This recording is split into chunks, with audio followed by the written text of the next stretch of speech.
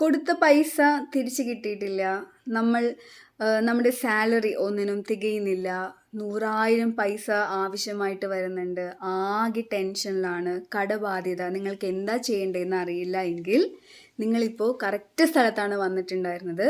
ഇതൊക്കെ ഒരു സമയം ഞാൻ ഫേസ് ചെയ്തിരുന്നുള്ള വിഷയങ്ങളായിരുന്നു. ഇപ്പോൾ അതെല്ലാം എനിക്ക് സോൾവ് ചെയ്യാൻ പറ്റിയത് തീർച്ചയായിട്ടും പല പല ക്ലാസ്സുകൾ അറ്റൻഡ് ചെയ്തും പല കാര്യങ്ങളും മനസ്സിലാക്കിയിട്ടൊക്കെയാണ്.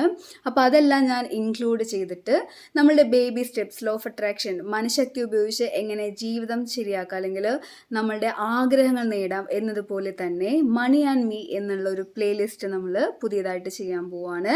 നിങ്ങൾ വെറുതെ എൻ്റെ വീഡിയോ കാണാൻ വരരുത്, കാരണം എനിക്കാണ് അതിൻ്റെ വാച്ച് ടൈം വരുന്നത്. പകരം നിങ്ങളുടെ ലൈഫിൽ വ്യത്യാസം വരണം എന്നുണ്ടെങ്കിൽ വീഡിയോ കാണുന്നതിന് മുന്നേ പേപ്പറും പേനയൊക്കെ ആയിട്ട് നാളെ മുതൽ വരിക.